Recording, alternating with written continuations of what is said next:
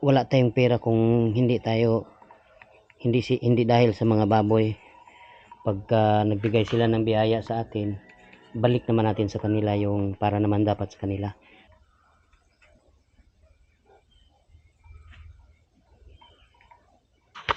Alright guys, kailangan natin ng patungan para mapinturahan natin yung itaas na bahagi ng kulungan ng baboy.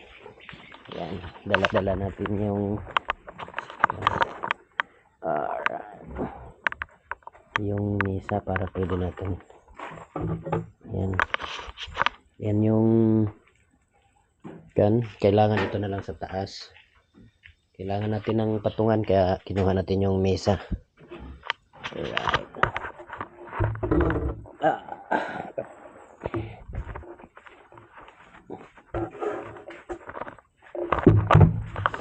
Alright. Yan. Ito na yung saka kompleto na yan. Yan. Ito okay na rin to. Yan, okay na yan. Ilalagay na lang natin yung inahin. Saka ito na lang. Yan. Pati dito sa taas. Yung pang itaas na lang na bahagi yung kailangan natin pinturahan. Alright.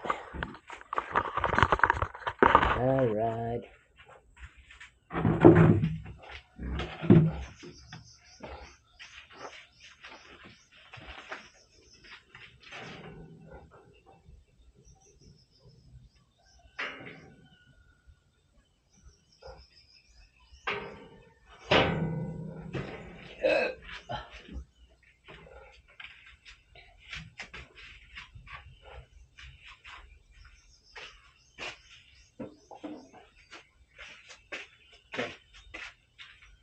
Okay na guys. Ayan. Lumabit na natin yung ayan. Kompleto na. Ayan. Okay. Ayan. Dito na lang tayo mamaya guys pagka maano na natin na pinturahan dahil hindi natin wala tayong paglagyan sa para sa taas na bahagi. Ayan. Alright. Dito na tayo mamaya guys.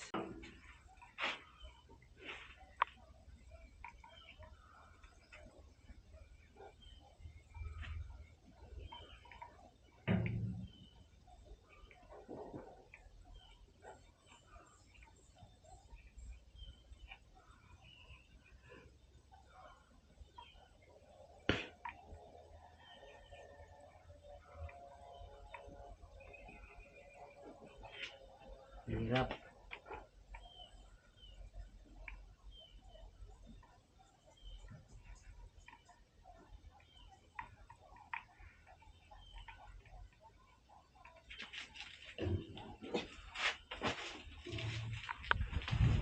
Pas ka likod.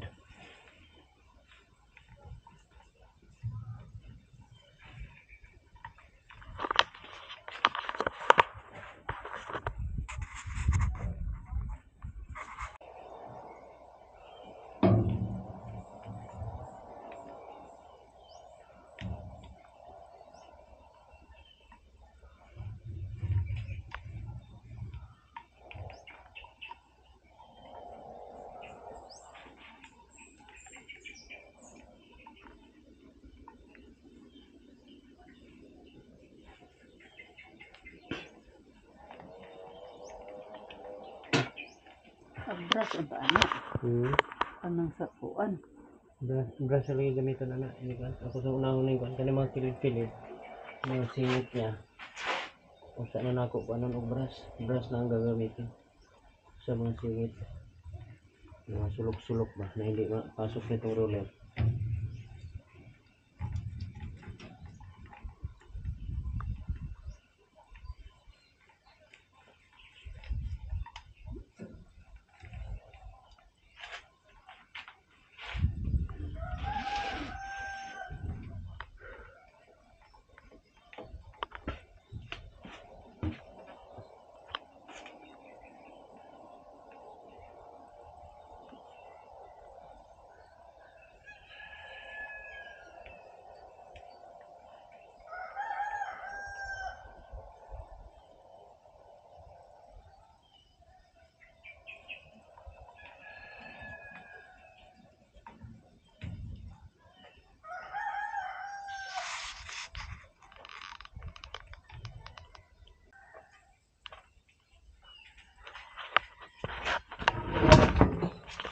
Alright guys, natapos na natin dito ang portion na yan. Yan. Kaya yan, papunta doon. Yung kabila naman. Ay, hindi pala. Mayroon palang nakaligtaan. Yan. Yung maliit na siwang. Yan. Okay, lilipat muna natin itong mga damba natin para meron tayong mapatungan ng gusto. Hindi tayo malaglag. Yan, konti na lang. Kaya yung ano na lang. Siguro kung ma-short man yung pintura natin, konti lang. Pero sa tingin ko kayang-kaya makatapos yan. Yung side na lang yan doon, yung itong kabila. Ano na yan, yung likod na lang. Kasi dito, tapos na. Okay. Update na natin mamaya guys, pagka natapos ko na talaga mapinturahan lahat. Right. Ibababa pala natin to guys. Kala ko hindi disturbo pala to. Kaya, ano natin, ibaba muna natin lahat ng mga kailangan ibaba. Okay.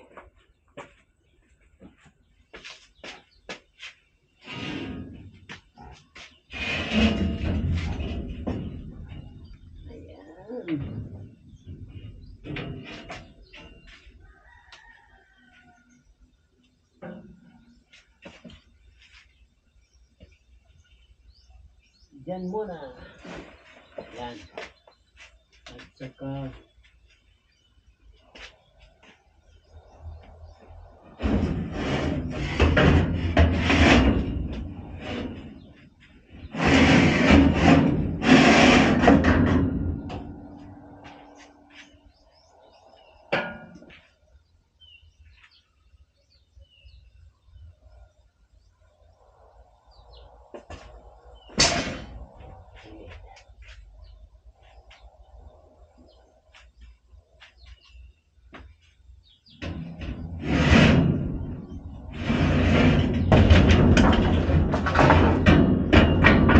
muntik-muntik ka guys.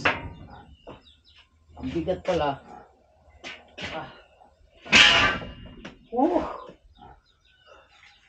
Muntik ka na.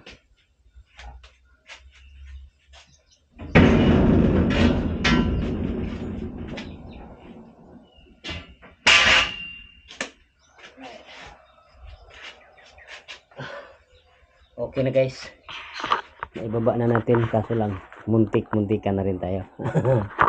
Hindi naman, malayo naman. Yan. Alright, okay na. Ano na lang natin yan. Magpintura na lang tayo ulit. Tapusin mo natin yung maliit na siwang na yan. Kunti lang naman. Alright, saka na tong kabila. Okay. Ay, yes. Natapos na natin tong kabila guys. Yan. Tapos na yan hanggang doon. Ito na lang, saka ito. Kasi dito naman hanggang dito, tapos na. At medyo nagugutom na tayo, kaya magmerienda muna tayo. Para mayroon tayong lakas, no? Hindi tayo makan.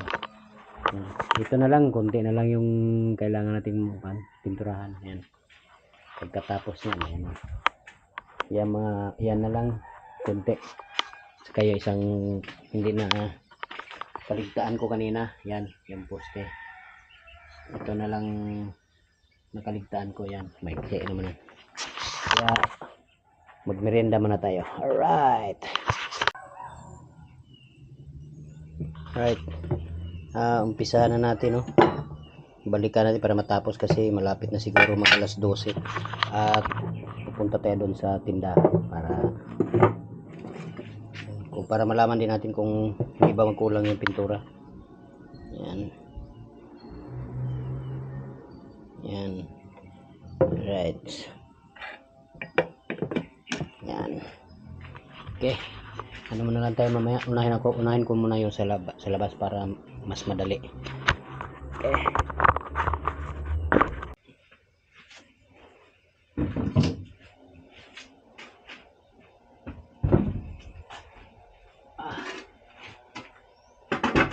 Alright guys. Ito na lang natira. At tapos na tayo pagka ano na ito. Ito na lang.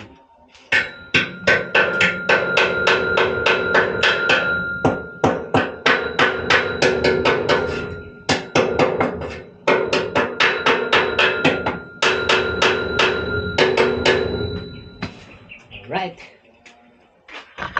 Ito na lang. Yan. Okay na yan. Lahat. Pati sa likod. Ito na lang natira at makapunta na tayo sa tindahan. Makapunta na tayo kay Mercy. Ito na lang ang huli. Yan. Tamang tama lang yung pintura natin guys. Hindi naman natin tinitipid, no. Ano lang talaga. Kasya lang talaga siya. Yan. Para hindi naman madaling kalawangin.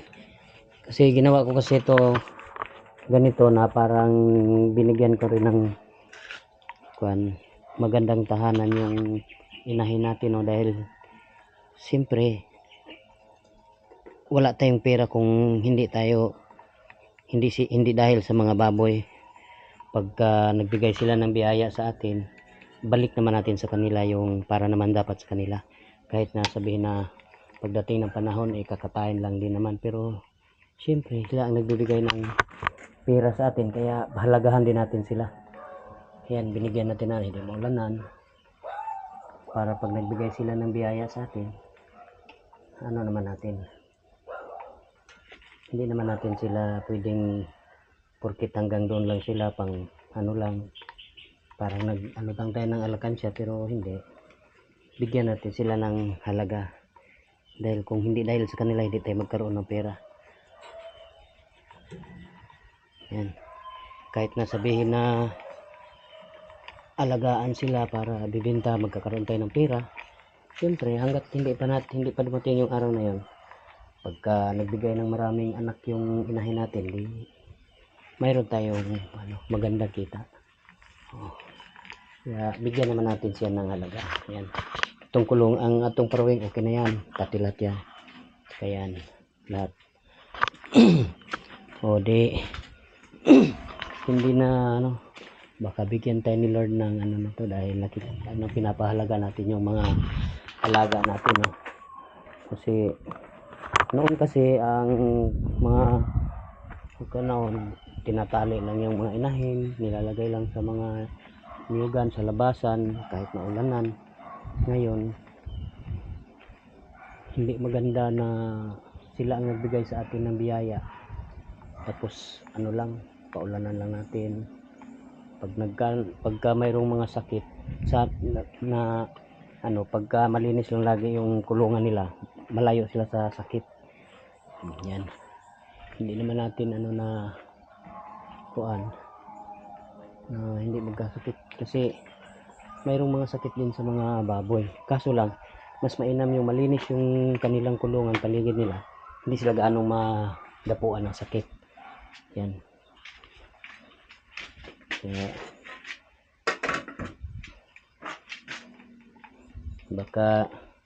baka kasi dito na kami ni Mercy makapagpatayo ng bahay, at sana magbigyan kami ng magandang kita sa aming inahin na aalagaan, para dadami pa rin, no?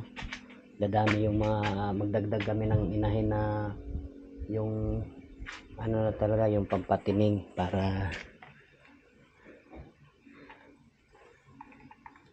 medyo malaki-laki ang income. Pero sa naman sa mga lilitsunin, malaki rin naman ang income sa litsunin, lalo na pagka marami. Kasi dati yung suki ko kasi sa bumibili ng mga litsunin, tumawag sa akin nung nagpa-deliver ako ng hollow blocks para dito. Nagkataon na tumawag kung mayroon na ba daw akong mga alagang lilitsunin. Sabi ko wala pa, nag-umpisa pa lang ako ulit. Nag-ano ako ng inahin na baboy para sa mga pangitsunin. Kaya ngayon sabi niya pagka mayroon, kahit na dito sa mga kapitbahay namin dito, kung mayroon, kailangan pinakamababa yung 10 piraso para hindi daw lugi sa biyahe. Kaya sabi ko naman, medyo yung mga biik dito nasa loob pa ng sinapupunan ng mga inahin, binabayaran na, kasi yung iba pag nangangailangan talaga ng pera, yun ang inasahan nila na maibenta para makaluwa sa pantawid. Hirap sa lalo na pag may mga estudyante, yan lang mga inasahan dito sa mga kapitbahay din namin na may mga inahing baboy. Kaya ngayon, kasi dati mayroon akong ano, mayroon akong baboy na yung pang tawag nito, yung barako. Mayroon akong barako. Ang problema sa barako, kawawa naman yung barako pagka konti lang yung binibigay mong pagkain, titipirin mo siya para hindi ganong lumaki. Kasi siyempre yung mga inahin dito sa amin, yung mga mistiso lang, medyo maliliit lang, kaya naawa ako. Saka kinakwenta ko rin, kung mayroon kang barako, kailangan mo rin mayroon kang hindi bababa sa 5 inahin baboy para hindi ka magdepende doon sa mga ano ka ng similya doon sa mga inahin. Siyempre ilang buwan yun, 3 buwan, samantala tag-iisang piraso. Samantala kung mayroon kang inahin, kung mayroon kang 3 nga na inahin or 2, yung kikitain mo sa loob ng 3 buwan pagkalipas, alternate mo lang na kailangan ngayong buwan na to makaharvest ka ng para sa litsunin, sa sunod na buwan naman mayroon ka na namang harvestin para sa litsunin. Yan ang inaano namin ni Mercy para hindi sayang yung mga panahon na mag-aantay ka. Kaya hindi na ako nag-ano ng mga barako. Siyempre kawawa yung barako pagka tinipid mo ng pagkain. At yan guys, tapos na lahat, no? At yan, siguro sa susunod ang pipinturahan ko yung sa ano naman, yung doon naman sa bubungan, kasi maraming dahon na nakasalansan doon. Kaya pagka ano, kailangan ko ng pinturahan din, oh. Pinturahan ko rin kasi baka kakalawangin. Ayan, oh. Maraming, hindi ko makita. Ayan, maraming dahon.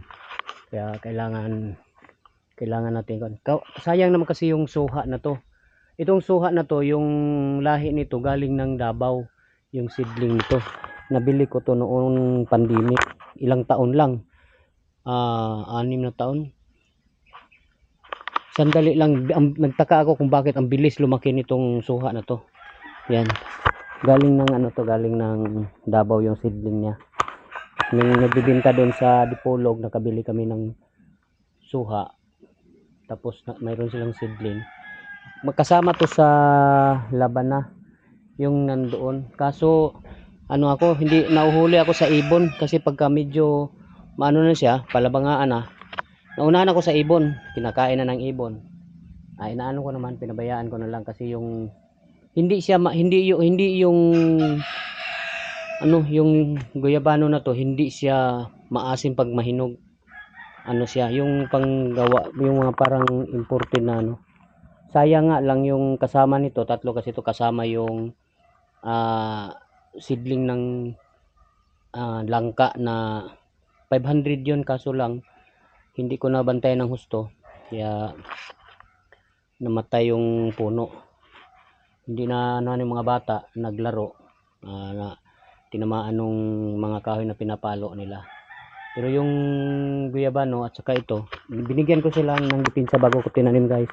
Kasi itong ano na to, puno na to, ganito palang kalaki yan, ganyan lang kalaki.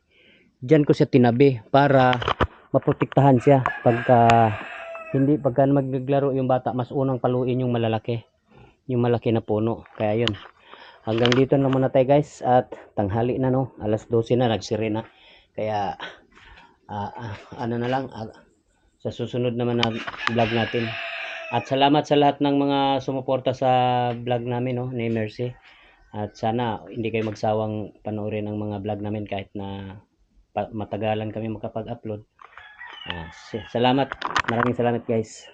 Hanggang dito na tayo at magandang tanghali sa inyo.